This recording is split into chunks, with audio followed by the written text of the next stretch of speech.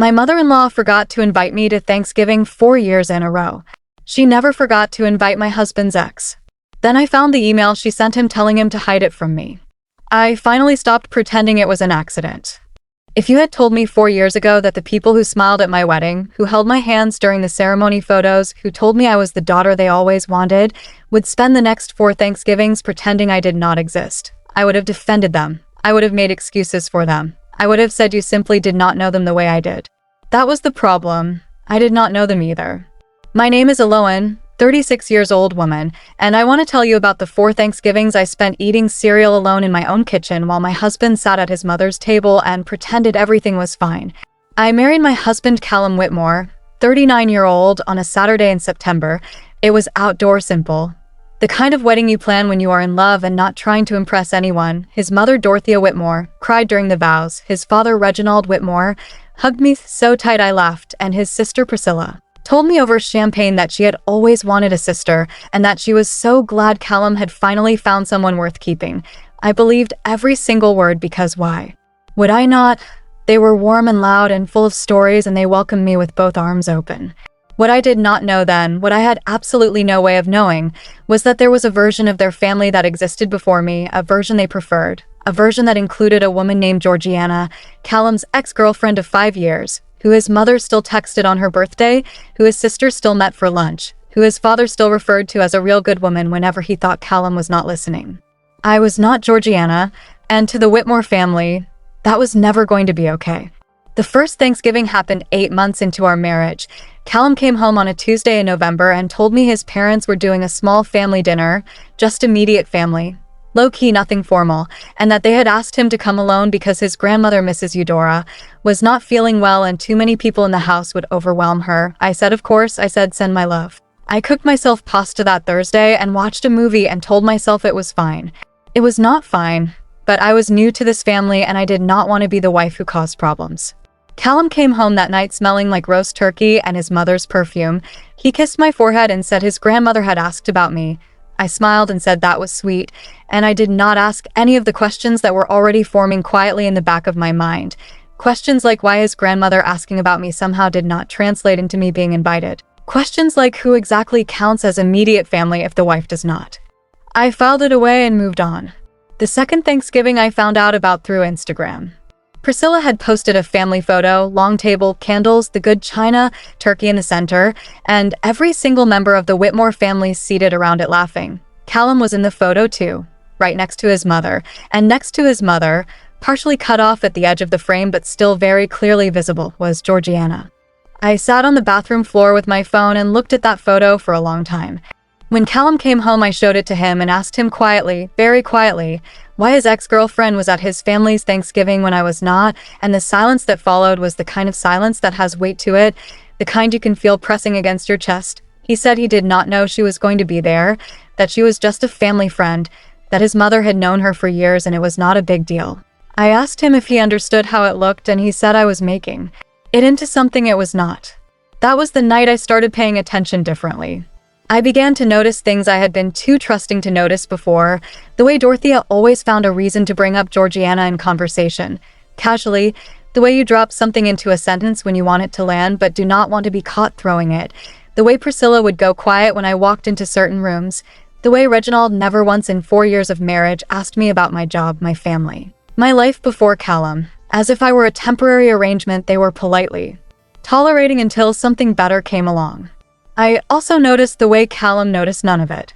He loved his family with the blind, uncomplicated love of someone who had never been on the outside of it, who had never had to wonder if his seat at the table was real or just borrowed. And I understood that about him.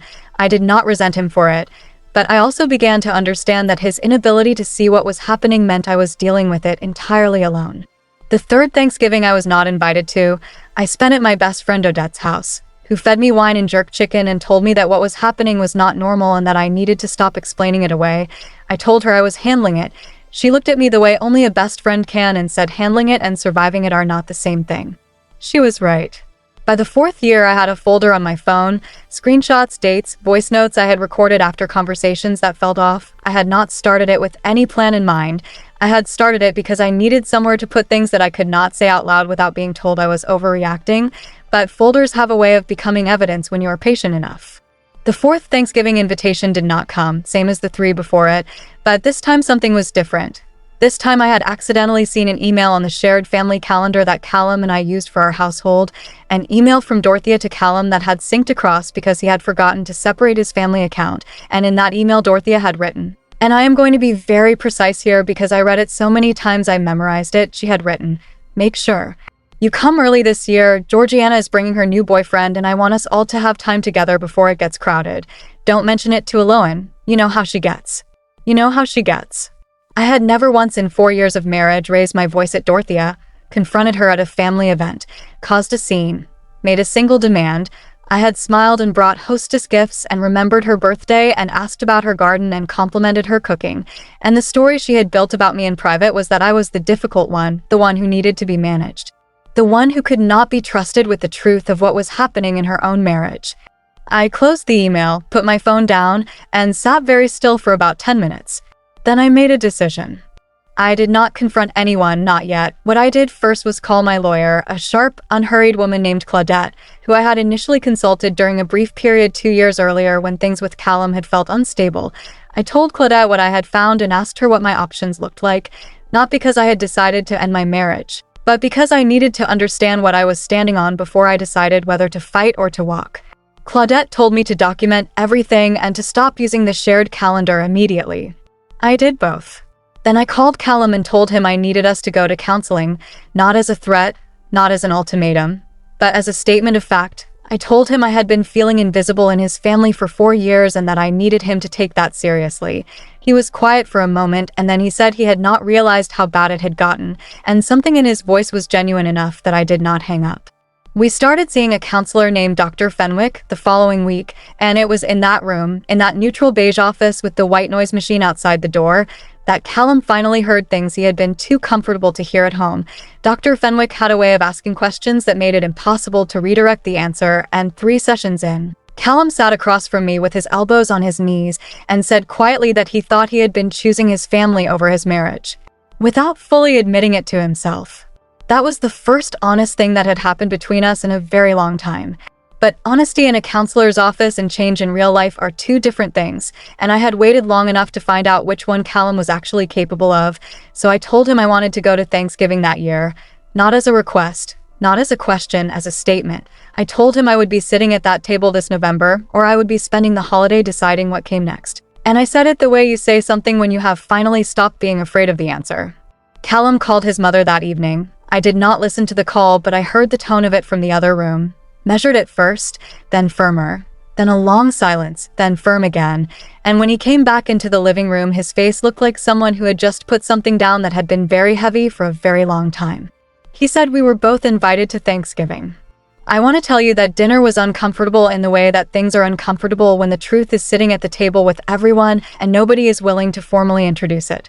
My mother-in-law Dorothea hugged me at the door with a smile so careful it looked like something she had practiced. Father-in-law shook my hand and called me sweetheart in a tone that was technically warm.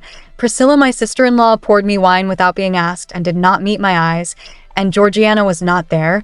She had apparently made other plans, which told me everything about who had really been in control of those guest lists for 4 years. I sat at that table and I ate that food and I talked about things that did not matter and I smiled at the right moments. But I was not the same woman who had spent 4 Thanksgivings alone making excuses for people who had never once lost sleep over me. After dinner, while the men were in the living room and Priscilla was clearing plates, Dorothea came into the kitchen where I was standing and said, very lightly, that she hoped I knew she had always thought of me as family. I looked at her for a moment and then I said, just as lightly, that family is something you show in the small moments, not just the ones where you have no other choice. And then I picked up my wine glass and walked back into the dining room. She did not follow me.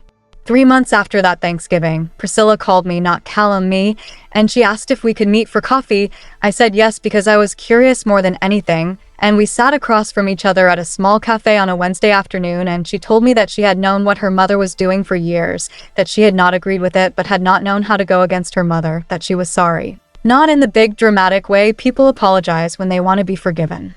Quickly. But in the slow, uncomfortable way that means they have actually thought about it. I told her I appreciated her saying it and that trust was something we would have to build slowly if we were going to build it at all. She nodded and said she understood, and we finished our coffee and talked about other things, and it was not a reconciliation exactly, but it was a beginning, and sometimes a beginning is enough. Callum and I are still married, still in counseling, still having conversations that are hard and necessary. He has created distance from his mother that she has not taken gracefully but that he has maintained anyway, and I have watched that cost him something. I have watched him grieve the version of his family he thought he had, and I have held space for that grief, even when part of me felt it was overdue. Dorothea sent me a birthday card this year, first one in 4 years of marriage. It was a store-bought card with a generic message inside and her signature at the bottom. No personal note, no warmth, just the performance of an effort, and I put it on the counter and looked at it for a moment and then I put it in the recycling bin. Not out of anger, I want to be clear about that. I am past anger, past the part where their opinions of me have the power to determine how I feel about myself. I put it in the recycling bin because a card from someone who spent 4 years pretending I did not exist is not something I am required to treasure, and knowing that, feeling that in my bones without guilt or second guessing. That is the quietest and most complete form of revenge I have ever experienced. Georgiana Callum ex-girlfriend got engaged last spring. I saw it on Instagram because Dorothea, my mother-in-law, shared the post. I liked the photo because I am petty enough to want her to see that I saw it, and then I put my phone down and went back to my life. My lavender is growing beautifully this year. Some things you plant take longer than others, but they grow. What I did not expect was the phone call I received on a random Tuesday in March. It was from a woman named Beverly, who introduced herself as Georgiana's older cousin, and she asked me if I had a few minutes to talk. Something in her voice was careful in the way that people are careful when they are about to hand you something fragile, so I sat down before she even started.